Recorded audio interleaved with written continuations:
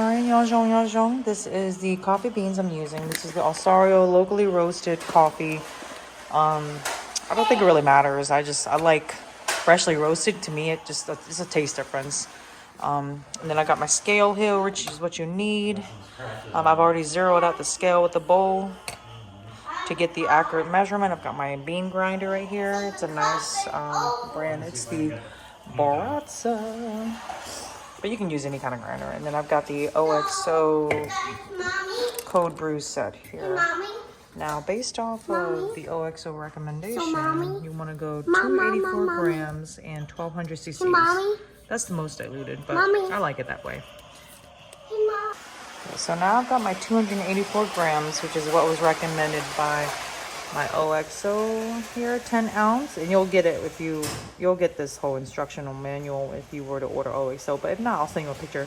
But 284 grams, and you'll soak it in 1200 cc's or 1200 milliliters of water. Okay, here we go. I'm going to grind it. Let me go ahead and show you how I set this up. Okay, and this is what you'll be getting. You'll be getting this, which is actually supposed to be flipped this way, so when it drains, it'll just drain straight in. And this actually, once you seal it, it sits on. So this here is actually the filter and the cap that holds it in. And when you press this lever, it'll push this up on this to drain through. But let me show you what I use. This comes with, this little Ziploc bag comes with a package. I bought extra because you're supposed to change out your filters every time you brew a new batch. Now, I want to let you know, these filters, you don't have to have them, but they do recommend it if you don't like to have like the extra coffee grounds at the bottom when you're done filtering.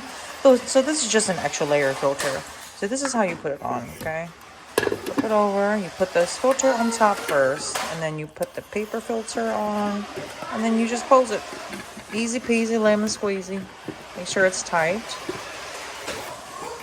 Okay, and then you have this up. Now make sure the lever itself is pushed up, because if not, when you push this down, when you start filling it up, it'll just start completely dripping. So I just like to play with it a little bit, but make sure, and you'll know because of this.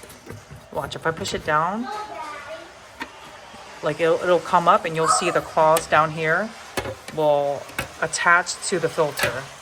See, this attaches to the filter when it drains through. So you'll know right away. Yep, so you want the lever up, sit this just easily on top. And then I'm going to ground my coffee so you'll see what I'm what I'm getting ready to do, and then I'll proceed.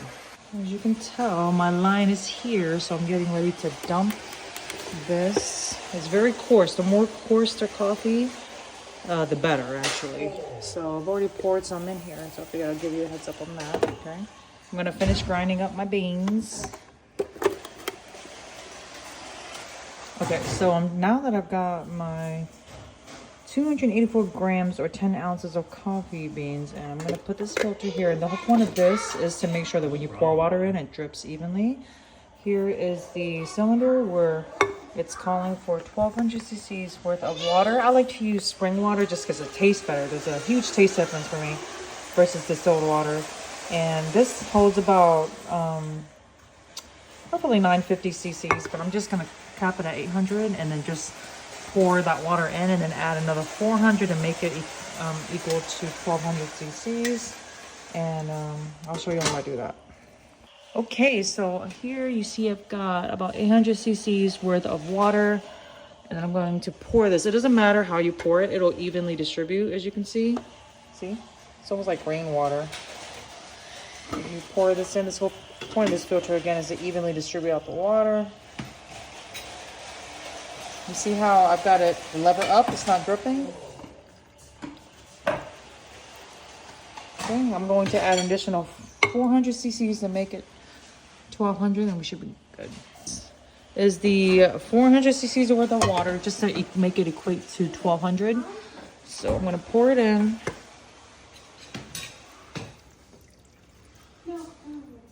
And it's evenly distributing. Excuse me.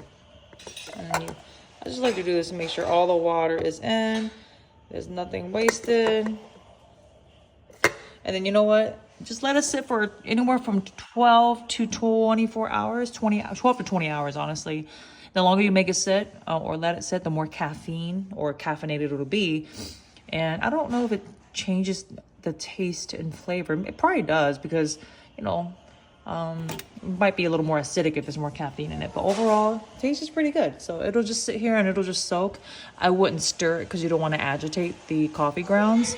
That actually causes acidity to be released from the coffee ground itself. So yep, just let it sit. And I actually like to leave this down here because sometimes it'll drip every now and then, and I ain't wasting no drippings. But anyways, that's it.